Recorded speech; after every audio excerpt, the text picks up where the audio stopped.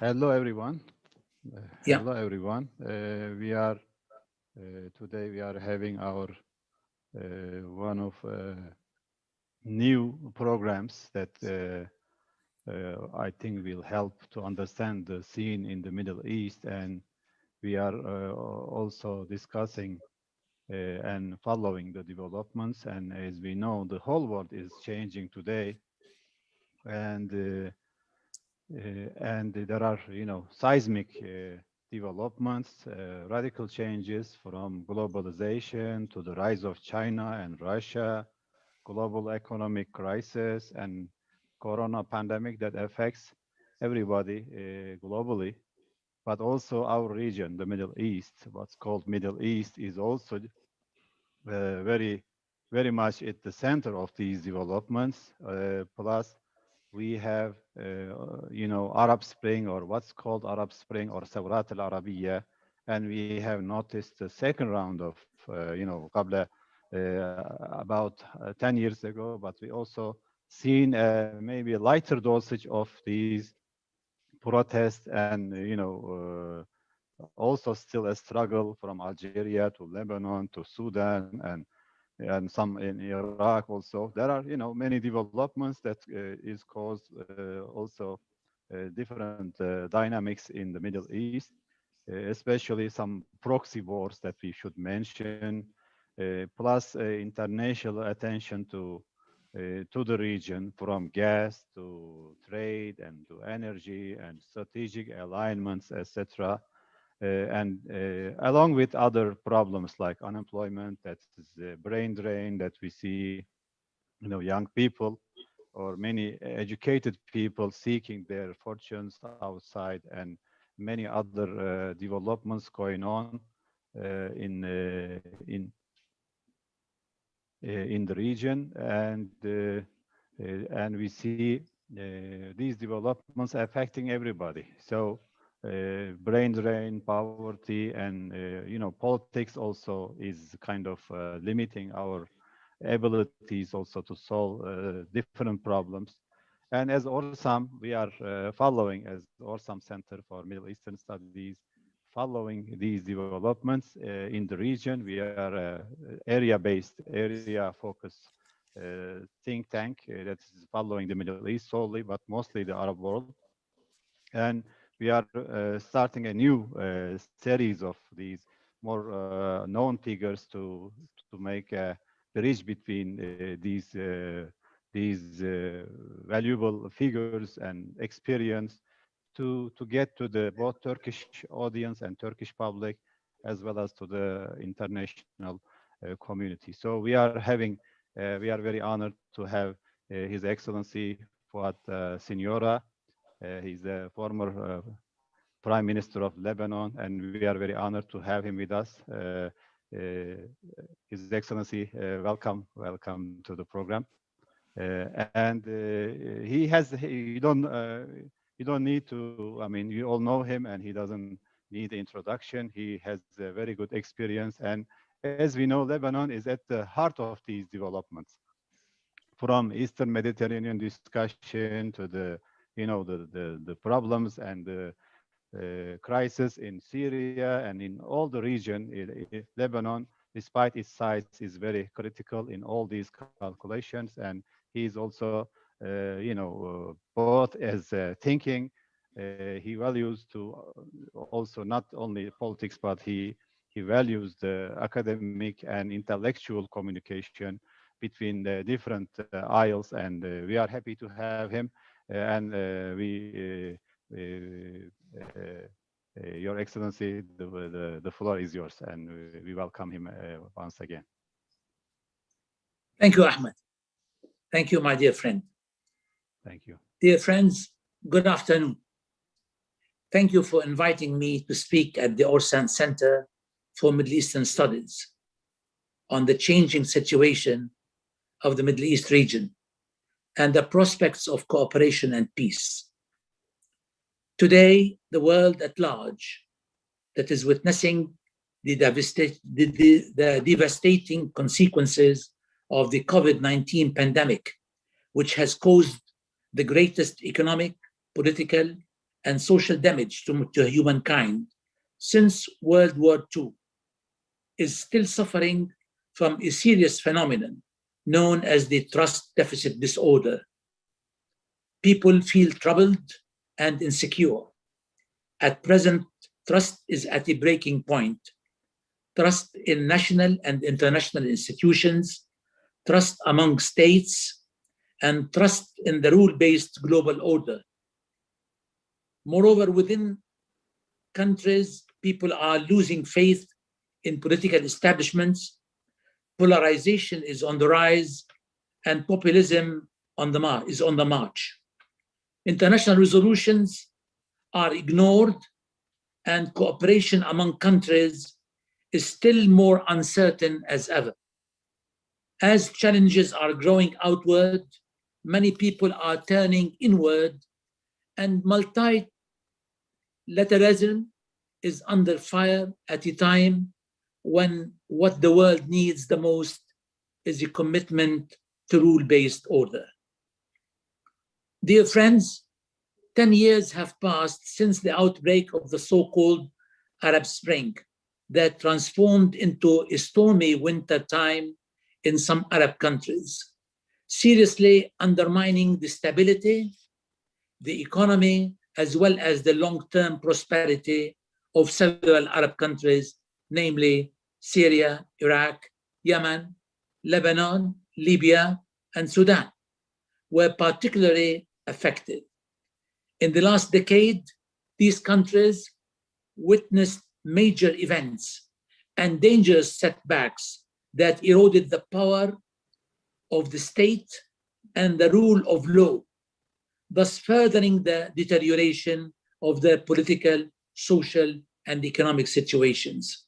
In this respect, the national state in these countries is effectively overwhelmed by military organizations and non-state actors that are subject to outside regional and international interference. As a matter of fact, over the past several decades, the Arab region has suffered from the continuous failure of many Arab states in tackling their socio-economic and political problems.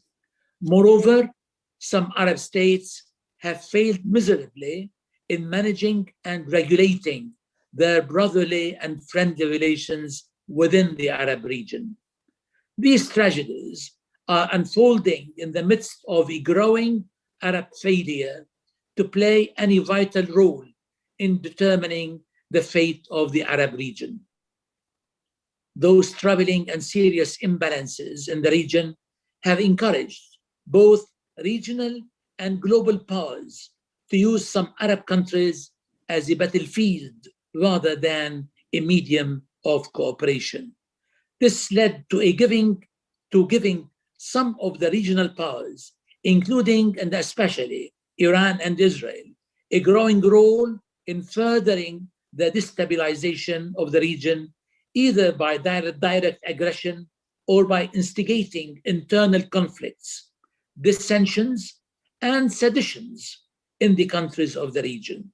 In particular, the Islamic Republic of Iran is still heavily and stubbornly engaged in undermining stability and security in the region as it pursues proxy warfare and direct interference in 4 Arab countries, namely Iraq, Syria, Lebanon, and Yemen.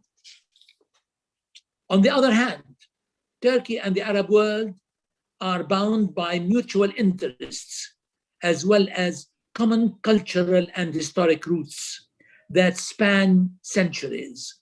The Arab region expects a positive and a constructive role to be played by Turkey, particularly in Syria and in Libya, on the basis of mutual respect and non-interference in the domestic affairs of each other.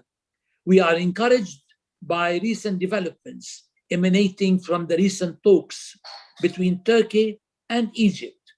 Hopefully, diffusion of tension and misunderstanding will favor an amicable resolution of crisis in Libya and elsewhere.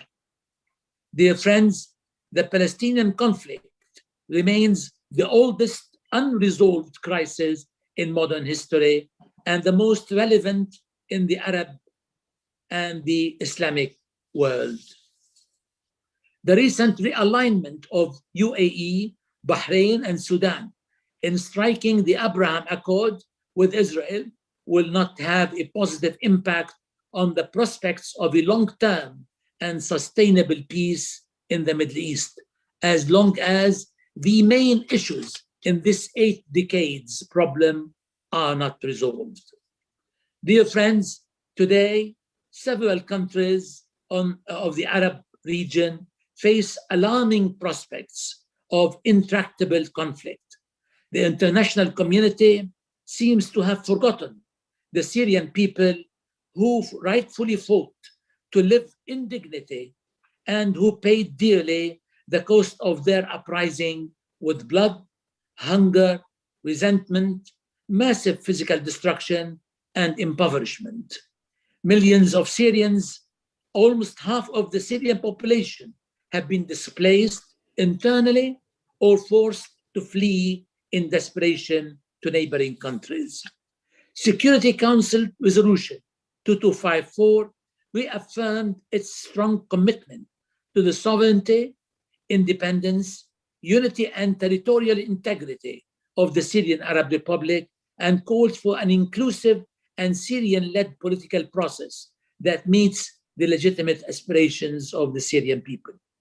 In this respect, it is in Turkey's interest to actively seek an arrangement in Syria that puts an end to the forced displacement of Syrians and ultimately achieve peace and security along its southern border. As for Libya, it seems that the Europeans, together with Turkey and Egypt, are becoming increasingly interested in joining efforts, particularly as Egypt and Turkey seem intent on improving their relations. While the tragedy in Yemen has continued uninterrupted since 2014, persistent Iranian intervention in Yemen is a source of serious worry of further disorder in this country and the possibilities of spillover to other countries of the region. Nevertheless, there appears to be some good indications in view of the recent peace initiative proposed by Saudi Arabia, which was well received by major powers. As for the recent Chinese-Iranian strategic agreement, and though it is still not clear what it may lead to, it is worth addressing the issue of the US shifting its attention to its domestic issues in trying to foster its internal national unity and to mend its relations with Western Europe and to concentrate on its great power rivalry with Russia and China. The Middle East seems to have lost its strategic significance for the US, while Russia has emerged as a strong regional player, particularly with its significant military presence in Syria. China, over the past 2 decades, has become the economic powerhouse of the region, becoming the #1 economic partner of the GCC and Lebanon for that matter. The recent China-Iran strategic agreement may impart some political leverage to China's economic dominance, though the past experience of the Chinese economic relations with some of the developing countries in Asia and in Africa was not that successful and did not help in materializing the expected benefits to these countries.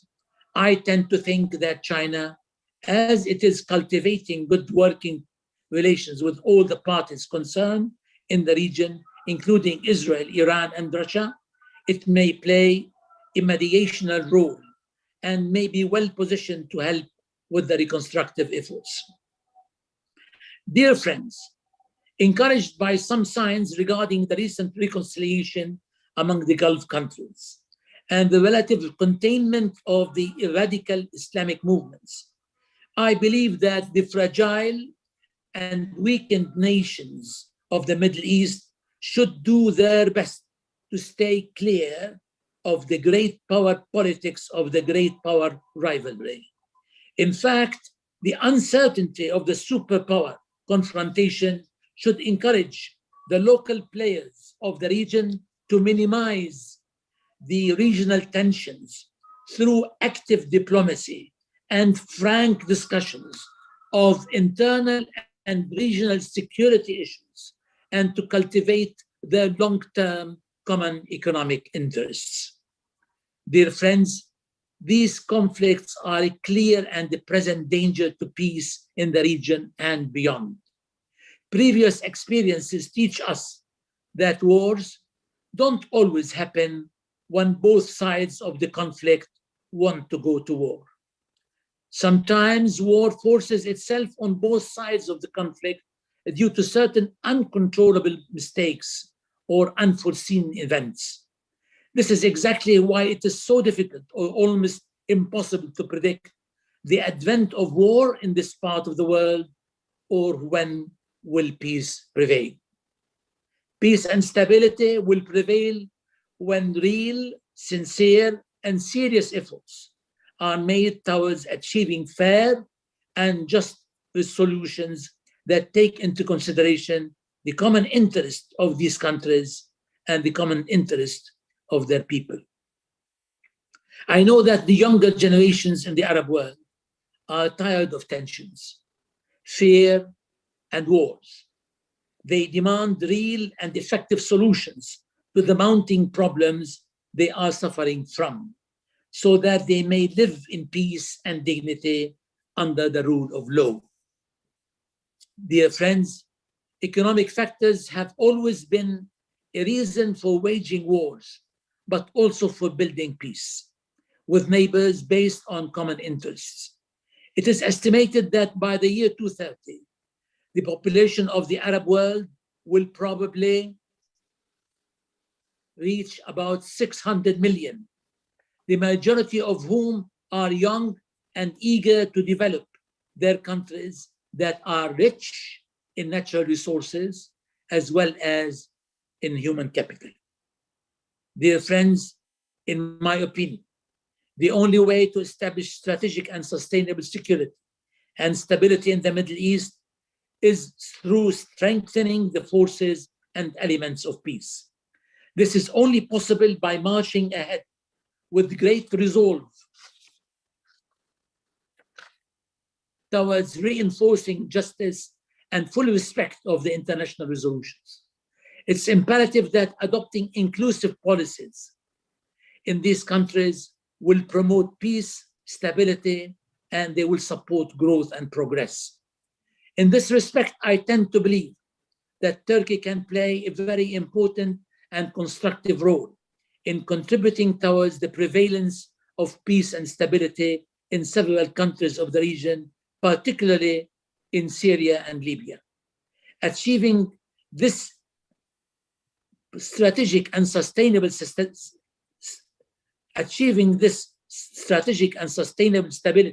in the region can be attained by enhancing efforts towards greater cooperation and productive economic relations. Along these lines, let me suggest that serious efforts should be directed along the following three courses of action.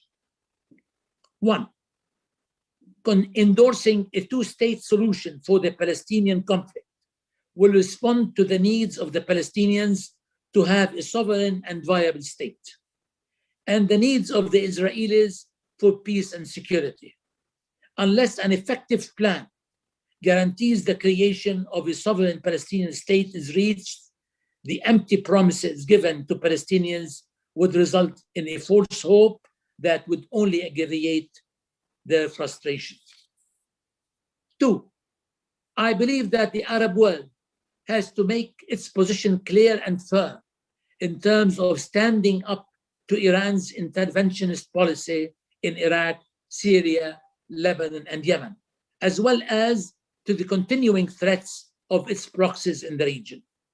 At the present time, Iran is paying a heavy price in financial, economic, and political terms. Ultimately, Iran will need to address its mounting problems. In this regard, I believe that sooner or later, the politics of fatigue are going to set in the region. The various countries, and particularly Iran, cannot continue diverting resources away from its productive economic sectors and away from the pressing and growing and highly explosive needs of the Iranian people. The same applies to the people of the Arab region.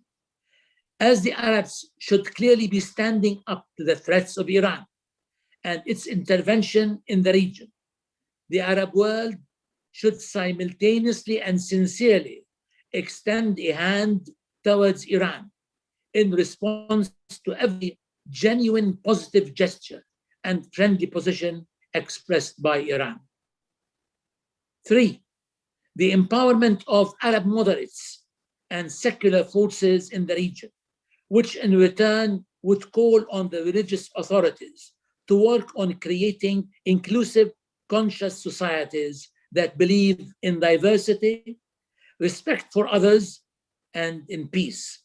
The diversity in the Arab world, the Arab countries, could enhance a new moderate secular system based on the respect and protection of freedoms and religions. It has to be clearly stated, ladies and gentlemen and my friends, it has to be clearly stated that we need an approach that highlights the values of hard work, discipline, productivity, and also encourages critical thinking. We need a religious discourse that rises up to the level of our fast changing world, a discourse that is adapting instead of regressing, and that opens the door to our new generations to be at peace with others through correcting the misconceptions about Islam that have been maliciously and systematically disseminated in the minds of our youth. An enlightened approach is urgently needed to address politically driven radicalization at home and xenophobia abroad.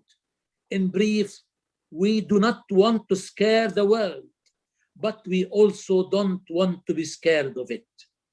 The same way destruction and evil are contagious, reform programs, and construction should also be contagious. My dear friends, all these goals seems to be far away than ever and not within our reach at present. The fact that they are difficult, elusive, and challenging does not make them less right. It is a noble cause that deserves the collective effort of all parties concerned. It is our hope, our only choice, our only redemption. Thank you very much, my friends, for your listening. Thank you. Thank you very much, Mr. Prime Minister. And honestly, you touched upon very serious points that also haunt our region today, from radicalism to lack of unity and to also foreign interventions and the brain drain and also, I mean, loss of compass in a way in the region, lack of leadership. And I think we should focus on this as the people of the region, that we need to discuss more such things. I think Yes. there is a gap between the two sides, even though we live together for a long time, maybe like 1,000 years together, Turks, Arabs, and Kurds, even Iranians. But especially you touched upon the negligence on Syrian people's suffering, still suffering, and I mean, Libyans were in a way lucky because they have oil and people pay attention to Libya. But Syria and Yemen, honestly, is in a very dire situation. And Yes. you suggested the cooperation. And I think if the people of the governments even, they think together, they can find a solution. But generally the foreign impositions, or pulling in a way in one direction or the other is making this discussion and cooperation harder. Difficult. Yes. Yes, and especially the radicalization. And I think our youth and how we can solve this radicalization problem, Mr. Prime Minister, especially when we have, these problems, these sufferings. Do you think it's gonna get more aggravated, worse, and or we should expect, younger people? Of course, we trust in their judgment, but how you see it, especially on the Well, and radical? definitely, I see that. I mean, such methods are extremely essential and important, and at the same time, they are extremely difficult. The difficulty should not really obstruct us from really exerting every possible effort and attempt to do such a thing. Because if we leave things actually without really trying to really solve these issues and these problems, they are going to be getting worse. And getting worse, it will end up in wasting more resources and losing lots of chances and opportunities for real cooperation among our countries, and keeping us busy with our little problems while the world is changing and changing fast. And actually, we are facing more and more problems within and problems with the rest of the world.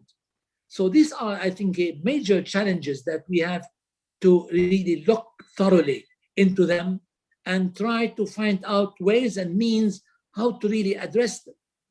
It is not actually, we are not going to be excused by our new generations if we don't attempt. If we attempt and we did not succeed, at least we should always make new trials. It doesn't mean that what we are trying to achieve is unattainable or it's not correct. It is correct, but it is difficult.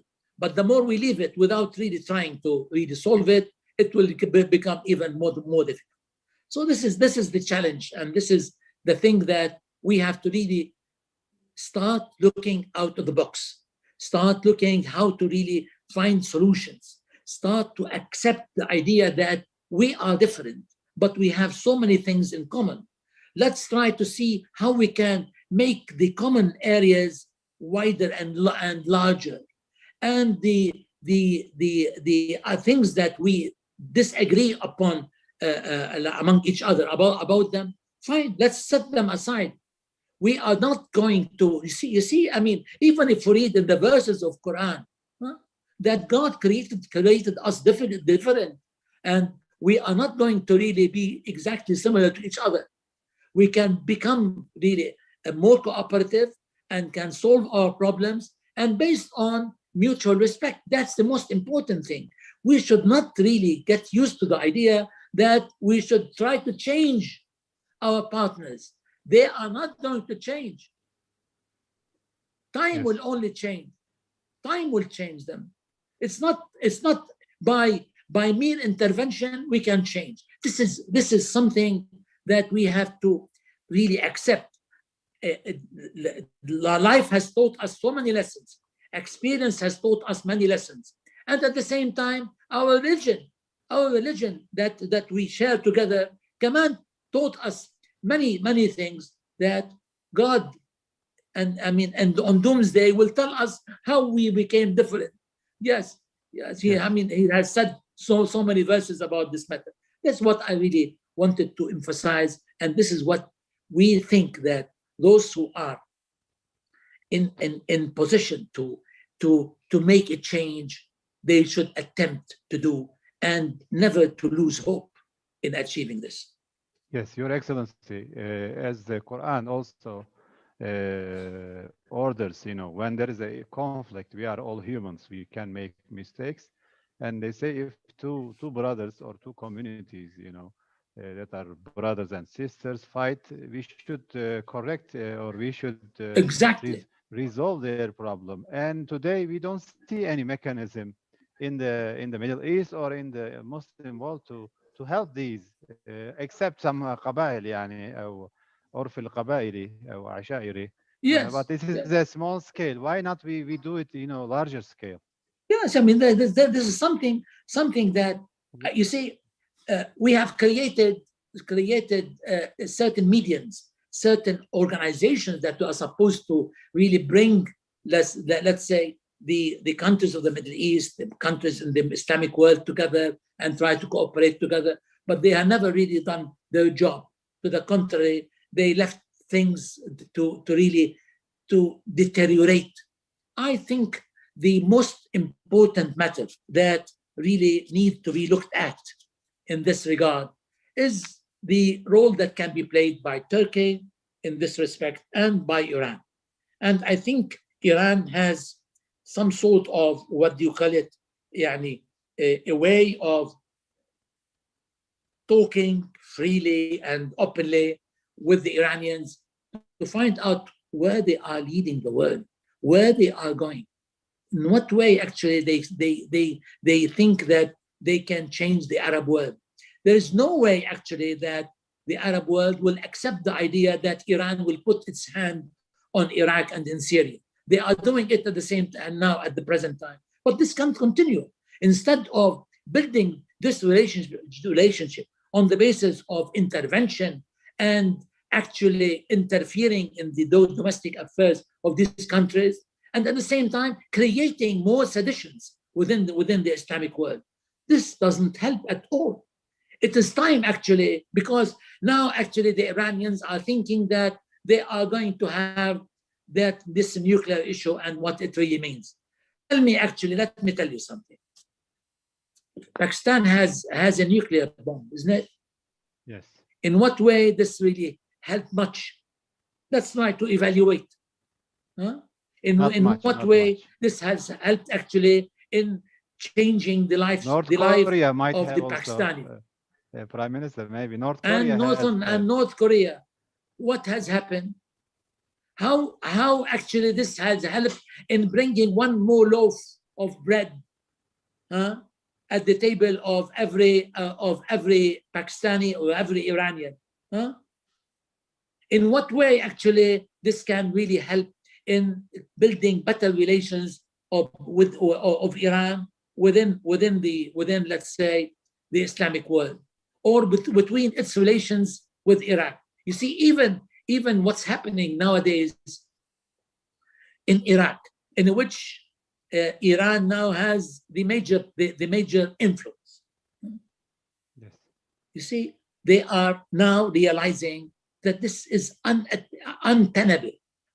It's unsustainable in the sense that even in southern Iraq, there are lots of demonstrations against the Iranian presence over there. So this is not the way. Actually, it's high time to really think in new way, in a new method that can open the way for real cooperation. We are not going to change this way as the Iranians think.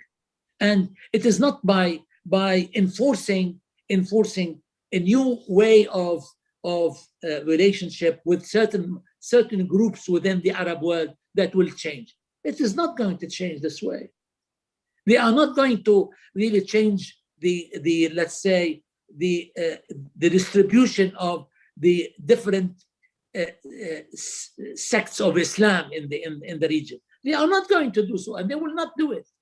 So they are spending and lavishing all sorts of spending on these matters that will end up actually wasting and burning money and burning efforts and wasting lives of people. Yes.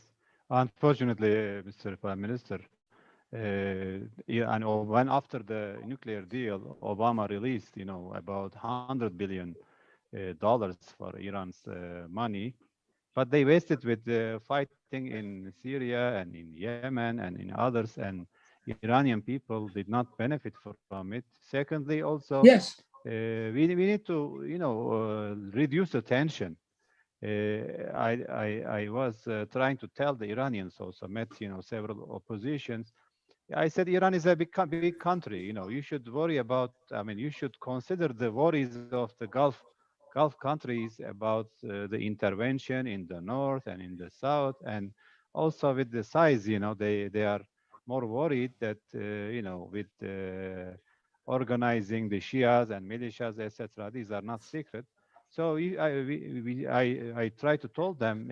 I told them, but they yeah. didn't understand. Listen that time.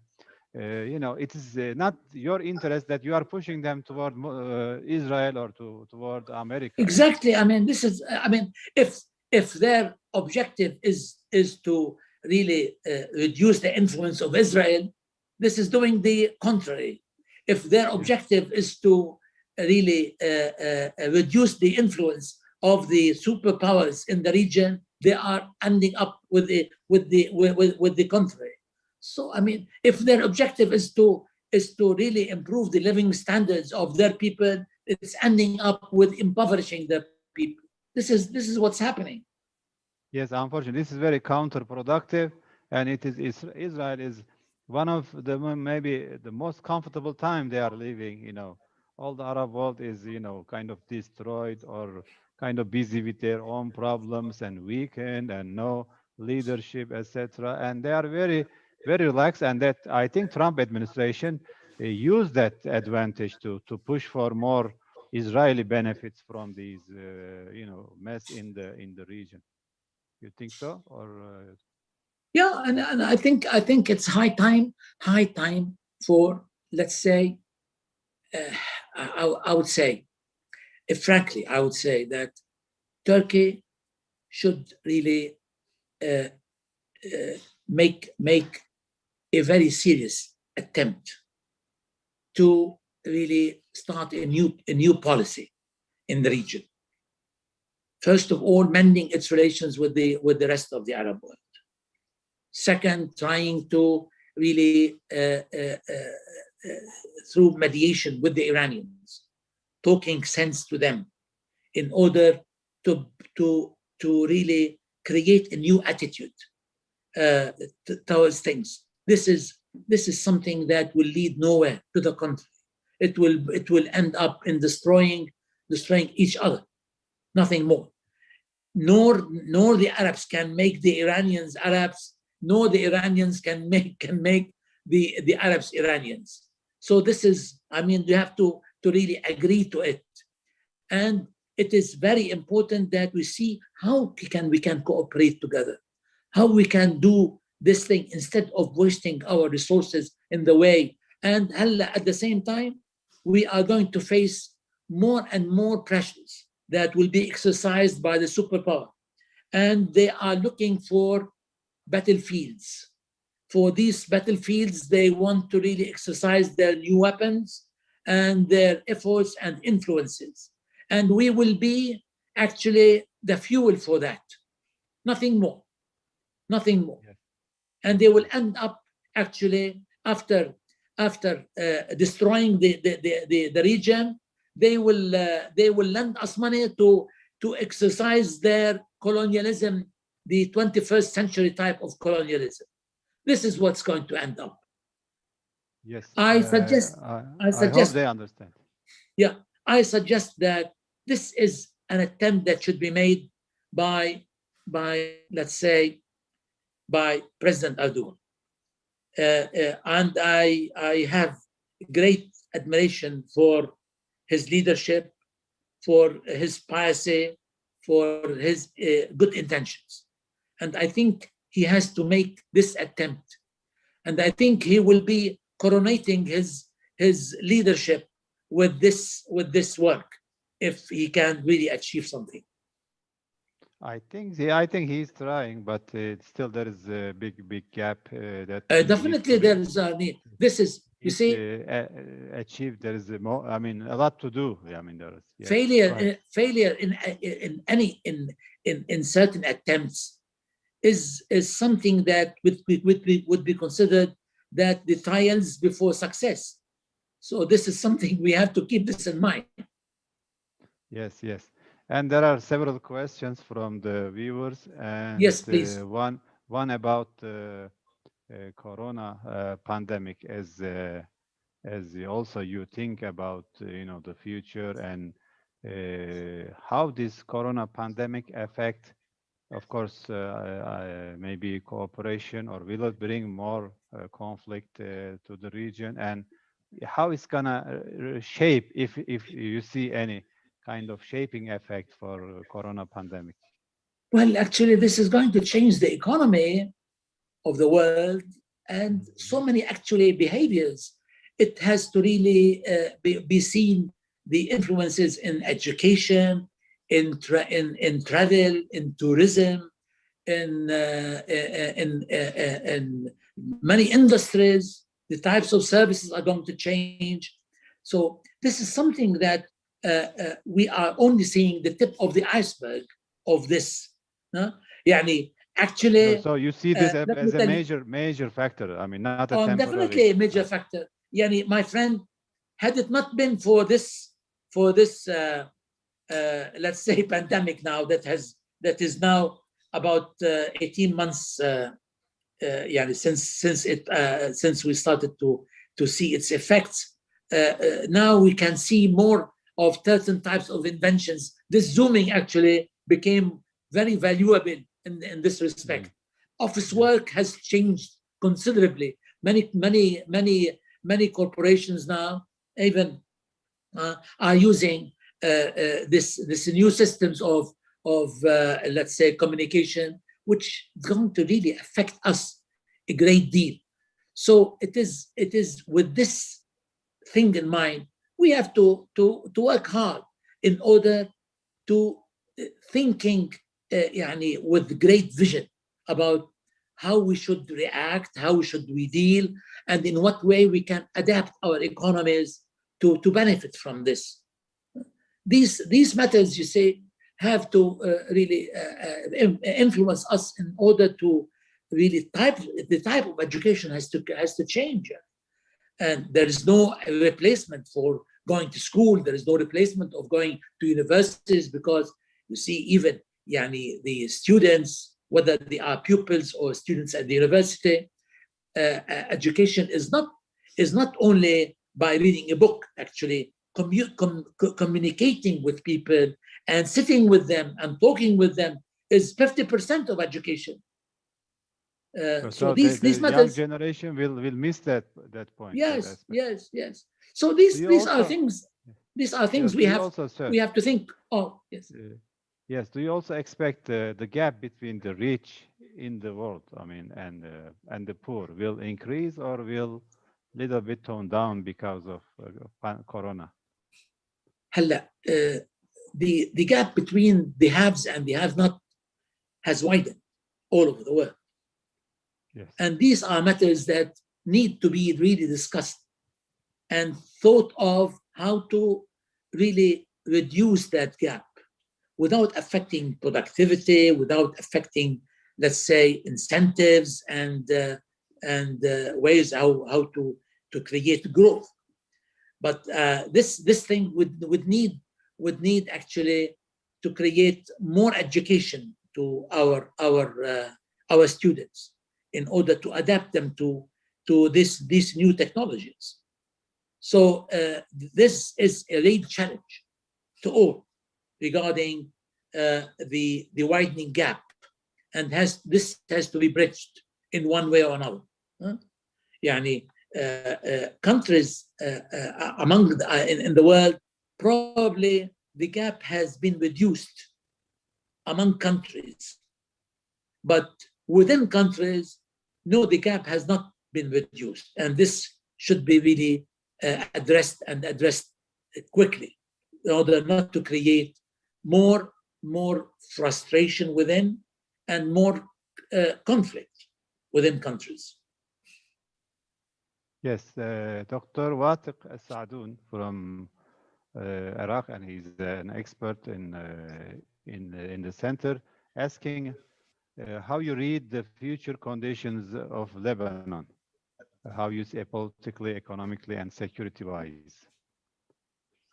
Well, in Lebanon, we are passing through extremely difficult times. We have practically the dominant influence of Iran. And as you know, that Hezbollah, when it was established after 1982, it was established on the basis that it is supposed to really have one objective of driving the Israelis away out of Lebanon after they occupied Lebanon in 1982. And this has continued over a long period of time. There was some sort of an acceptance to what you call it, to the weapons being held by the Hezbollah on the basis that it is supposed to really be used solely for the purpose of driving the Israelis out of Lebanon. The Israelis withdrew from Lebanon in the year 2000, in May 2000. And from that time, the objective of the weapons of Hezbollah has turned out to be not against the Israelis, but for the purpose of serving the objective of the Iranian government and the Iranian and Iran.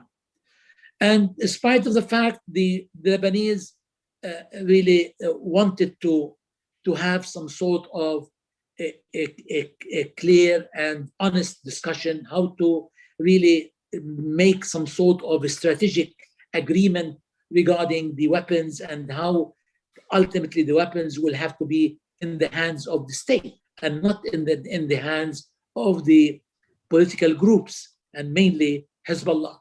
And this has been actually extremely made clear after the taking over of Hezbollah of Beirut and many other parts of the country in the year 2008. And from that time, Hezbollah is in full control of the country, and at the same time using Lebanon as a platform for intervention in the Arab world. So that's why they, in the year 2011, they extended their influence and military intervention in Syria and in Iraq and in Libya. And not only that, even in Kuwait and in many other countries. This has made really Lebanon practically under the influence, and where the delicate, let's say, balances and equilibriums within the country be distorted, and the relationship of Lebanon within the Arab community and in the world, command has been distorted. And in fact, this has resulted itself in greater problems for Lebanon. From the year 2011, and after a period of unprecedented growth in the country in the years 2007, 8, 9, and 10, things have been deteriorating rapidly and in a disappointing manner, whether in terms of growth, in terms of deficit, in terms of balance of payment deficit. All these matters has resulted in such a situation, and where the Hezbollah has managed to strike a deal between between Hezbollah and with the candidate to the presidency, Major Michel Aoun, who became a president. After what? After the country was not able to elect a president. We stayed without a president for 2.5 years. And from that day, things are becoming very difficult, in which Aoun, he is thinking now of getting his son-in-law to become the future president of the country on the basis being supported by Hezbollah. And as you know, you see, God has taught us a very important lesson, that he says, if there are two gods in the world, it will get bad. As I remember from my father used to say, two captains in one ship, they will drown the ship. That is the thing what we are having now. And we are form a government because Hezbollah wants to keep Lebanon as a hostage in the hands of the Iranian Islamic Republic in its forthcoming negotiation with the United States. This is the situation what we are suffering, and Lebanon now is undergoing a major collapse in practically everything. Our currency has depreciated by more than 90%. And this, has greater impact on also standards and inflation that is hyperinflation now, and on the security situation as well and the political situation. So this matter, actually, Lebanon is suffering a great deal. And as you know, Lebanon has been undergoing a major difficult period starting in 1975. This is a country that has suffered a great deal since 1975. We have been exposed to lots of Israeli invasions. We had an invasion in 1978, Israeli invasion, in 1982, in 1993, 96, and in 2006. Not a single country in the world can really sustain itself to really withstand the pressures of having 5 wars in such a short period. And at the same time, maybe Iraq, sir. It's also a very dire situation. You see, again, all countries they suffer. Challenge you. Yeah.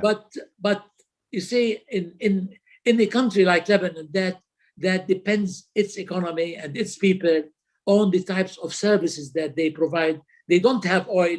They don't have other natural resources. Our natural resources are our people, and that is entirely different.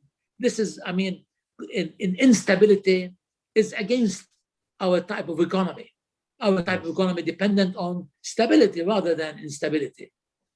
Yes, very enlightened. I visited Lebanon several times. I love Lebanon. They deserve, a lot better and very beautiful, very educated people also, very, hakim, with wise people. And also trade-wise, trade and tourism is a big sector that are affected by these skirmishes and crisis, etc. Yes. And honestly, this hurts the country. And Dr. Tahir Al-Badawi from Sudan, he's asking, related to the militias, how we can reduce this domination of the role of these armed militias in the region. This is as I said, actually, most of these militias are dependent on, let's say, their influence on certain sectors. Take your time, sir. I maybe mention just to get you a little bit relaxed on the throat. And one example that I always use when we were small, sometimes the teacher would hit the small children, sometimes students. Other times he doesn't want to hit them. He says, beat each other, yes. beat each other up. Beat each other, yes. So, yeah. Yes. So this is the muallim, and we say muallim. Actually, sometimes we in the region we forget there is a muallim, there is the teacher that wants us to fight each other, but not because we want it, but sometimes we get so much into the action that we forget about the muallim. About the teacher, and there is always teacher watching and enjoying from distance.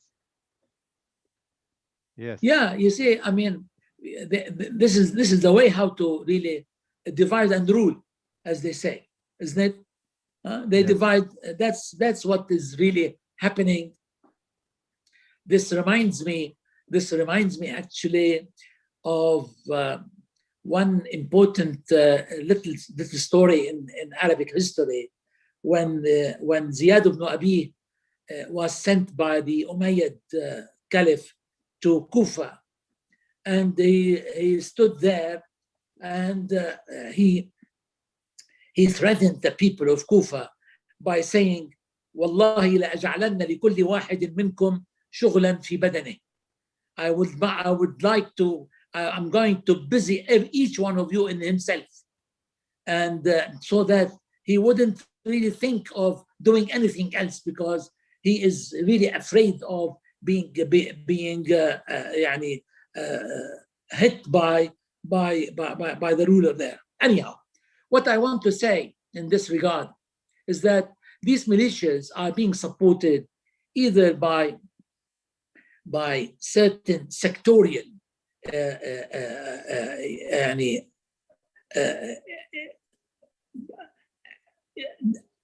hopes of certain people, either sectorial influences, or because of regional interference in the domestic affairs of Lebanon. And this, in fact, is becoming why we are reaching a dead end in Lebanon, that there is no way we can get out of this situation if we don't manage to unite the country. You see, that what really we have managed to do in the year 2006, during the invasion of Israel to Lebanon. Everybody in the world has seen the Lebanese united together among themselves against the Israeli aggression. Although this aggression that was made by Israel in 2006 was instigated by a certain incident that was committed by Hezbollah along the border with Israel, but nevertheless we managed to keep the unity of the people. But immediately after that, Hezbollah spoiled the whole thing by creating more seditions and more differences among the Lebanese that resulted with the present situation. It is well known nowadays that as long as the situation in the country is being run by the militias rather than by the state, there is no way actually we can get rid of our situation. At the end of the day, it is the state that has to be in charge, the honest, the impartial, the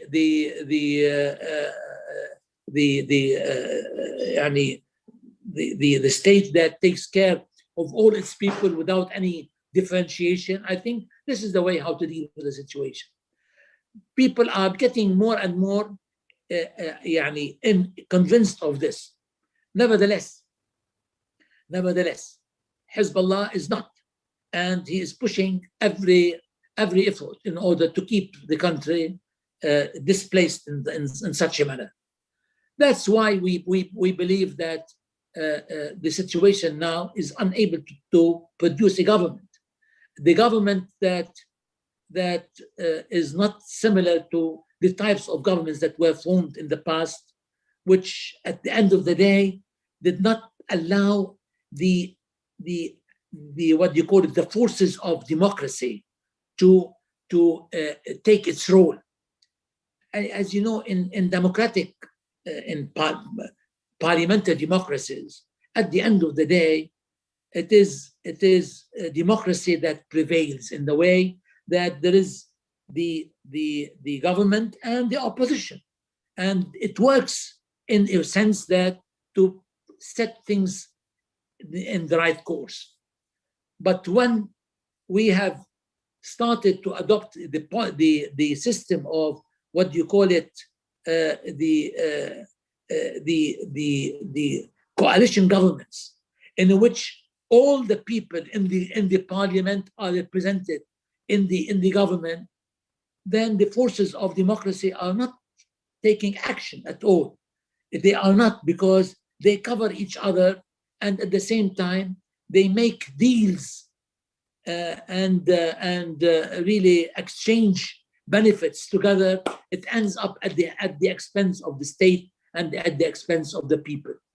So this is what is going on, and this is not. There is no way that can be considered as a sustainable proposal. Yes, Your Excellency, we are about to wrap up, but we have also several questions about how for those, especially in Turkey, we know the Turkish Syrian part, but we don't, maybe the general public may not know much about how the Syrian crisis affected, especially Professor Murat Aslan is asking, affecting in the beginning, also today with these conflicts, plus these Caesar sanctions on Syria, how is it affecting Lebanese economy? Well, it's affecting very much actually. Lebanon is very unfairly treated, you see. Probably we have we have as much or a little bit less of Syrian refugees as much as Turkey. But Turkey is 80 million. Lebanon is 5 million. Room So for digestion we have. yes, we have something like يعني like 25% of our population are Syrian refugees, and they are living in very difficult situations. And at the same time, uh, things in Lebanon are becoming very difficult. That it is what is left actually of resources in the country cannot really feed the existing number of Lebanese. How to feed actually the Lebanese and the Syrians, and together with the Syrians or with the Palestinians. So Lebanon is really passing through extremely difficult times, and is unable to do anything. Secondly, is that Lebanon it is يعني from all sides, it is neighboring Syria, and the instability, the unstable situation in Syria reflects itself badly on Lebanon. And our relationship with the rest of the Arab world, in terms of exports, in terms of transportation, in terms of really communication with the rest of the world, actually moving by car, by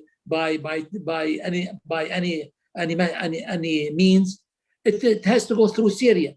And as long as Syria situation is bad, definitely it reflects itself on our exports, unable to export our agricultural products and our industrial products. So these are matters that are influencing Lebanon a great deal. And this is burdening Lebanon with great influences, negative influences. Yes. And that's why actually the whole situation, the whole economic situation is very bad, and the living conditions are bad. And this Plus, yes, plus this that might carry with it certain security issues. Yes. yes, despite, I mean, in addition to that, we also had a huge explosion in the port, Yes. Beirut port, And and this explosion in the port is something that is, I would say, very fishy in bringing this shipment 7 this years much, ago. this big amount, صح? Because let me tell you, Ahmed, uh, if you want to import 1 kilogram of ammonium nitrate into Lebanon, you need a prior written approval from the Council of Ministers. Nevertheless, it was imported in 2013 in a very fishy way. The ship landed, it sailed and landed in Lebanon in that year, and the shipment was put in the hangars. And at the same time, lots of things have been going on, to the point that at least 80% of the shipment were withdrawn without the knowledge of the authorities. And who got them? God knows, because all the estimates about the size of the population, the size of the explosion, is the result of 20% of the shipment. We are talking about 2,755 tons of ammonium nitrate. It's not a joke of the concentration of 34.7 concentration. This is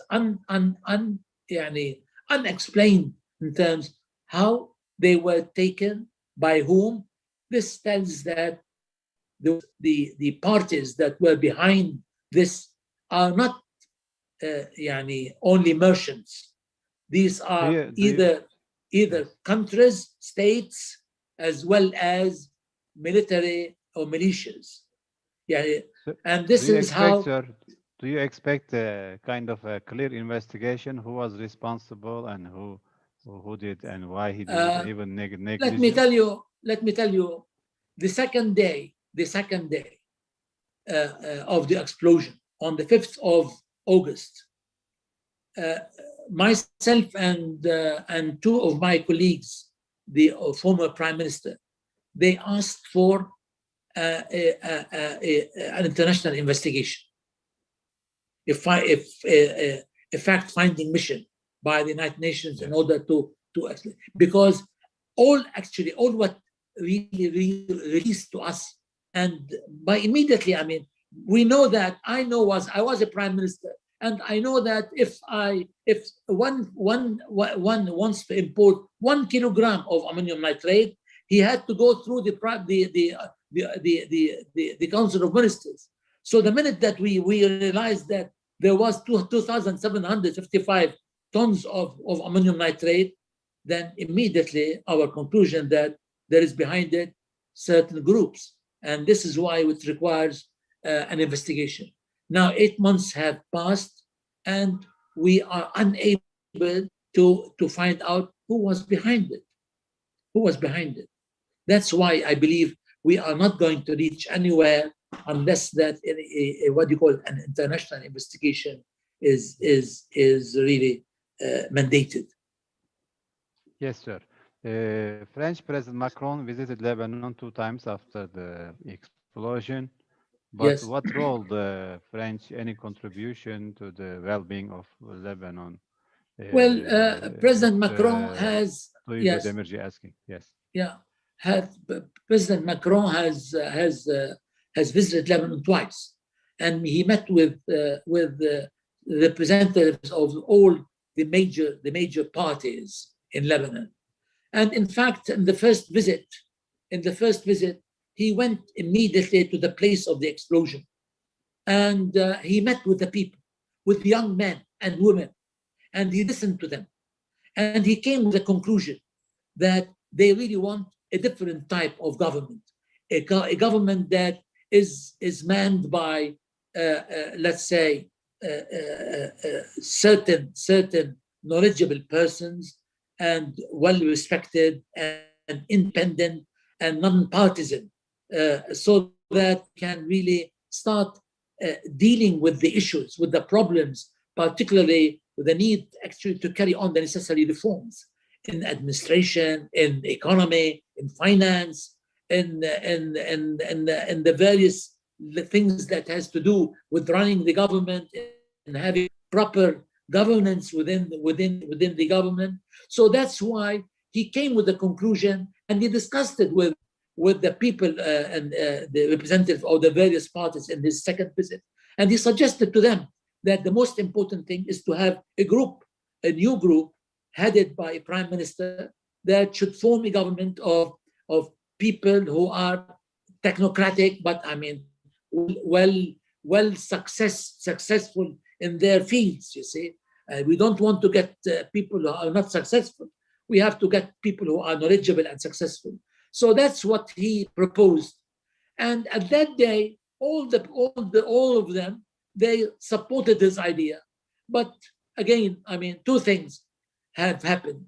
The Americans started their sanctions against Hezbollah people and the rest. And second is that the intentions of Hezbollah on the one hand and the intentions of the president about his aspiration of getting his son-in-law to become a president has made also obstacles to the formation of such a government, whereby they want to really repeat the types of governments that have already failed in Lebanon and did not. President Macron has proposed his initiative based on what he has learned from the people. He really developed that proposal on that basis, and he has submitted this proposal. And from that day, they are really making all sorts of obstacles against that. And up till now, there doesn't seem to be a way out of that situation up till now. Let's see what will happen. Tomorrow we will be receiving the foreign minister of Egypt and then the representative of the Arab League. And there are some talks about the delegated prime minister, Mr. Hariri, is going to really visit the Vatican because the Vatican is supporting the initiative that are being made by the Maronite patriarch, who has been asking for quite some time towards a non-alliance type of governments in Lebanon, and at the same time to see if an international conference can be held. Anyhow, you see, So the suggestion, matter, sir, the Maronite patriarch suggested an kind of neutral government, which is away yes, from certain neutral government, proxy roles, neutral government, and not actually representatives of the various parties. Yeah, there was a question about this. I was going to ask you also, maybe mixed with that one. This confessional system is getting obsolete and useless now. Is it a discussion that maybe makes people tired, you know, endless solutions? Let me tell you, if we look at the Taif agreement, actually, we don't have a religious government. Our system, our constitution is a civil state government, but it is actually momentarily it is based on what you call it division on the basis of Muslims and non-Muslims and Christians, and this in fact 50-50 on that basis. But it really means the constitution is the Muslims to get the best that they have, and the Christians to get the best they have, for government posts and for the political posts. What has been going on is that each one of them is bringing the worst that they have rather than the best that they have. So this is the problem that Lebanon is facing at the present time.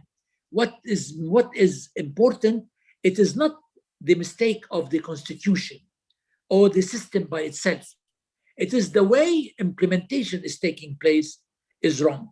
This has been going on for quite some time, since 1989. And what really happened in that, it is because at that time, from 1989 until 2005, the thing was really run effectively by the Syrian presence in Lebanon.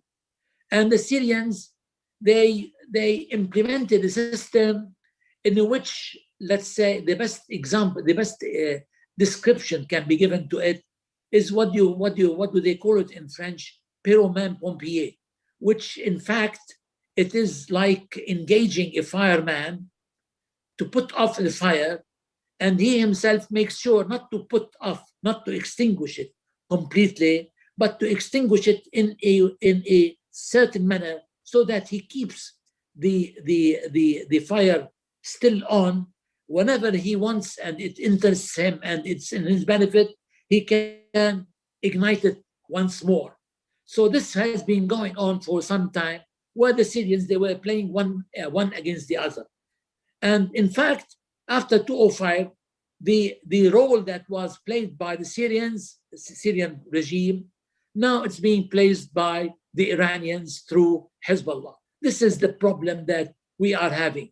It is not the problem of the system. It's not the problem of the constitution. That is what the patriarch 2 days ago has said, one of the most important speeches that he has been saying for some time, that it is not the problem of the constitution. It is the problem of the implementation that is against the interest of Lebanon. Thank you. This was the question from Dr. Ismail Sari. And Dr. Kürşad Aslan also was mentioning that Lebanese tourism was doing very well before the corona. Yes. And also, and this advantage is now gone or reduced. Mr. Mehmet Alaja also asking the Saudi role as the last question in Lebanese politics and how to get out of. You answered partly on this, but if you want to add more, Yes, yes, how I Lebanese can can answer that. get this out of this pulling from different sides. Yes.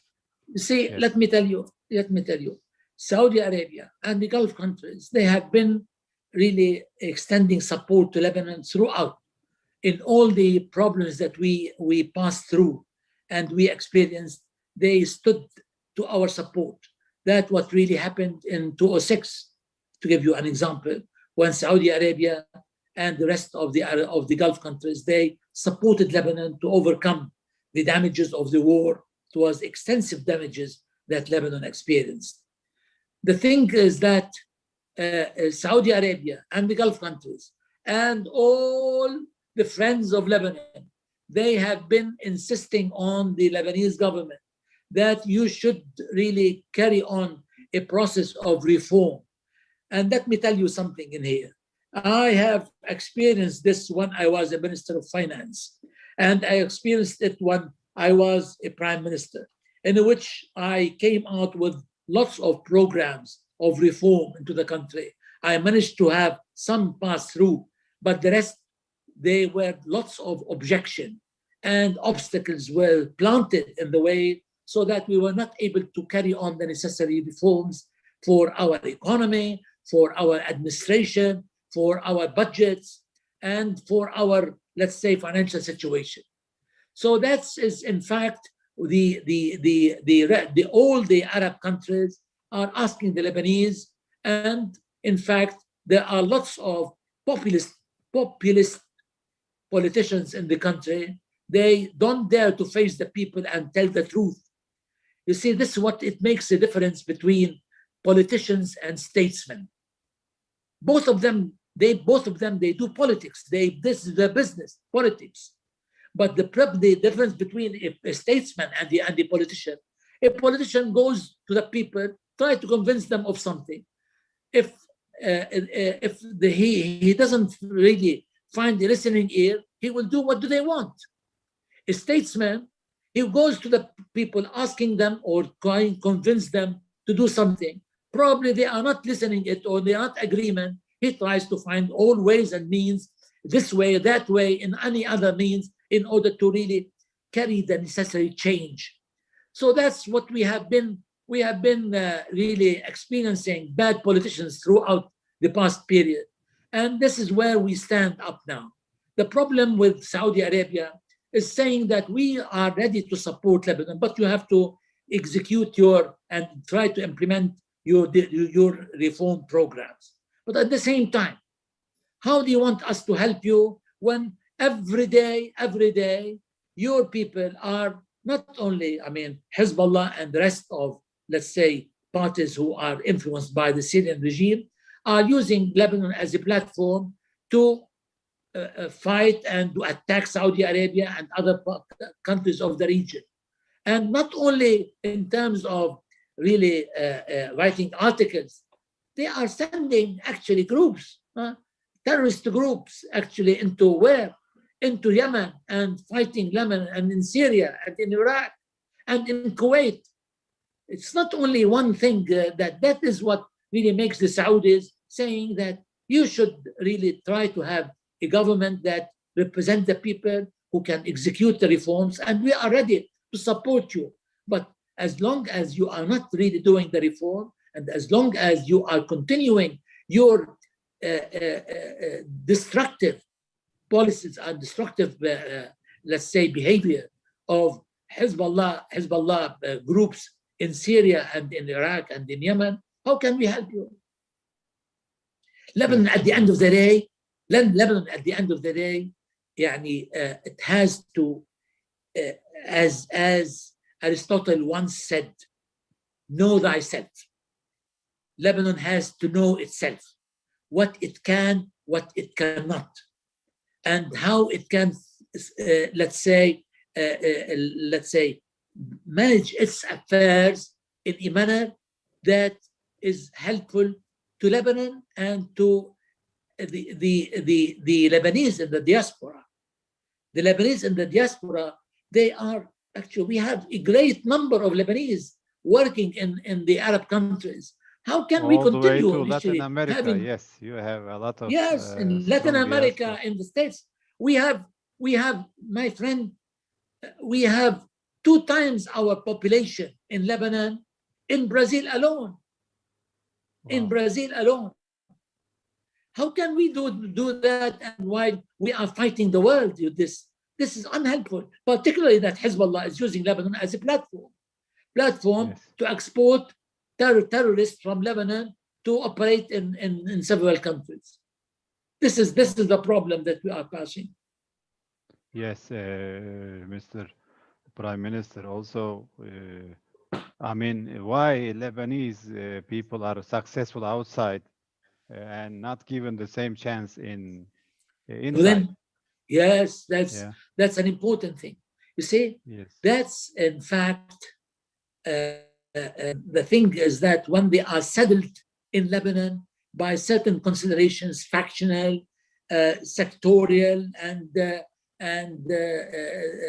let's say these differences do affect the Lebanese. When the Lebanese are actually liberated from these influences, you will find out very important stars all over the world.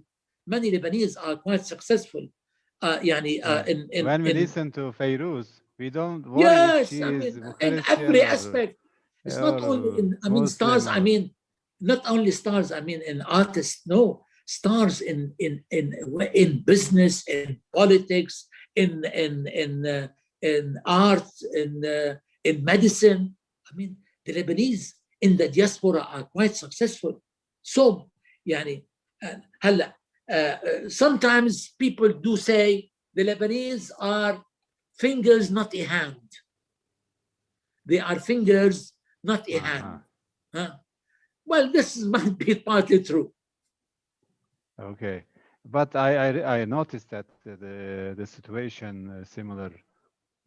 Somewhat people are tired of sectarianism, confessionalism, or these essentialist divisions that you cannot choose, you cannot, or create a barrier. I think people try to. I notice in Iraq and in many other parts, even ideological conflicts that it also keeps us busy with futile discussion, not only in You see, this is Lebanon, in the something, Arab world overall, Islamist versus secular, and I mean, we are this all is citizens. this is Yes. something exactly, Ahmed. We have to learn it well, that all, let's say, citizens, they have to be treated equally without any let's say, neglection or marginalization of any segments or any groups, and they have to be treated evenly and fairly by the law, and all they have to be treated as such. Religion is I mean, particularly in Islam, as you know, Ahmad, Islam is a religion between a person and his God. And I believe that the most recent, let's say, uh, uh, any document that was produced, first of all, between the Pope Francis and the Sheikh Al Azhar of Egypt, and the document regarding about fraternity among people, that was signed in Abu Dhabi, and before that it was signed in Egypt. This is something that we have to learn, how to build our societies on the basis of, really, religion is something that is between you and God, and you do whatever you want. This is your right.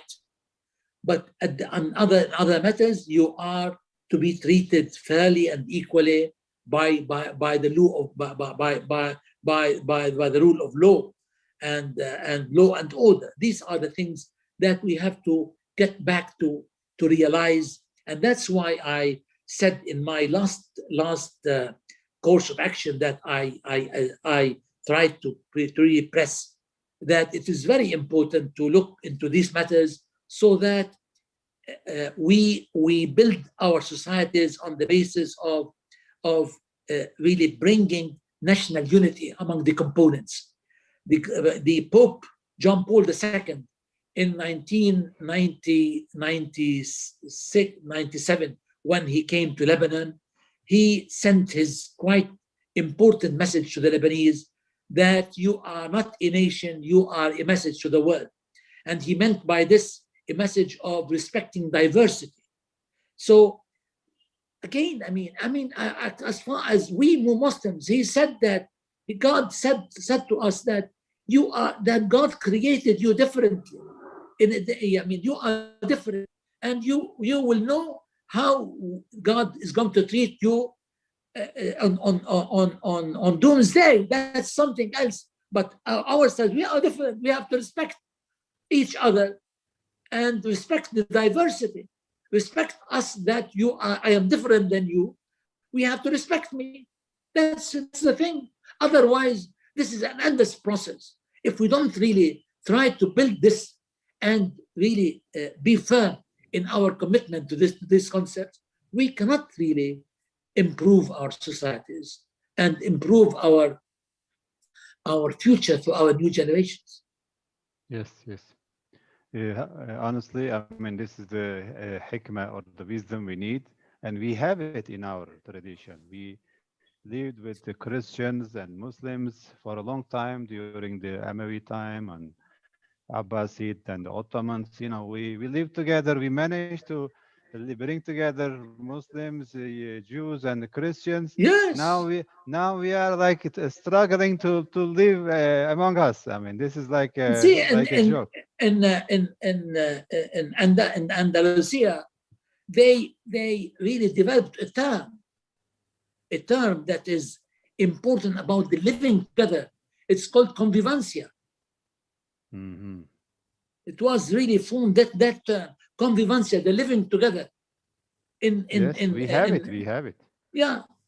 We have it, and we managed to bring many religions together. Now we are even having difficulty to live among different qaba'il, different mazahib, different sects and stuff, and we should work on it. And honestly, this wisdom from you and from experienced academicians, intellectuals, politicians, I think you need to serve more and to be listened to more. And we are very happy to have you here with us. And also, I want to thank our technical team, plus some questions that you already answered from Hassan Basri Ulujan and Furkan Gümüş and other viewers. And honestly, we need your vision to have this communication, to solve our problems among ourselves, not expect others to solve it, and others will not solve it. I'm sure about. No, they would not. If we don't solve our problems, nobody will solve us. Nobody will solve our problems. Yes, we should solve our problems, and this cooperation and the title, I think, is very also telling. We need more room for cooperation and need for cooperation to achieve peace inside and even outside. And well appreciate your contributions today. And thank you. Our guest. Thank you, Ahmed, for you and for all the participants. I wish that it was quite an inspiring discussion, and I will be sending you the complete text and the abridged text. We'll translate it and to also to publish it in Turkish, and will provide a good background for future negotiation and cooperation. And send me actually the video of this meeting. Definitely, sure.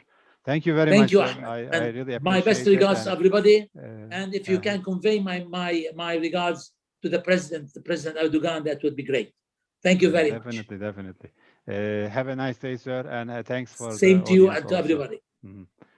Yes. We'll keep in touch. Thank you. Thank you very much, dear audience, and we'll Inshallah. come in different Bye. programs like this in the future, near future. Thank you. Inshallah. Inshallah, Bye. Sayyid Al-Karim.